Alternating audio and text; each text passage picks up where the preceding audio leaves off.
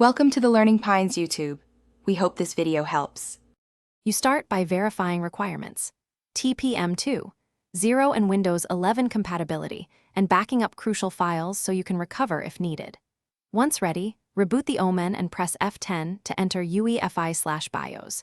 In firmware, locate boot or system configuration and change legacy/CSM to UEFI mode. This is required for secure boot to work.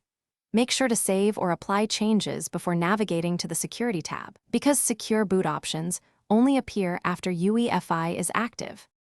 Once UEFI is active, go to the Security or Advanced tab and enable TPM. Choose Firmware TPM, FTPM, or the discrete TPM2. 0 option your Omen provides. Next, find Secure Boot and switch it to Enabled. Select the Windows UEFI or Standard option when the firmware asks about key management.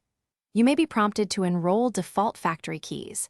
Accept those so Windows can verify bootloaders. After enabling both TPM and Secure Boot, save changes and reboot so firmware commits the new Secure Boot state.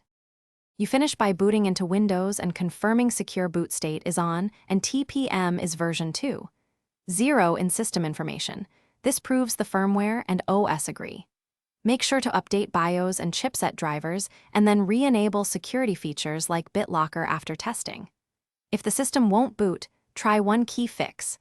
Enter UEFI, reset or delete Secure Boot keys to factory defaults. Disable legacy devices like PXE/CSM, save, then re-enable Secure Boot. This often clears mismatch.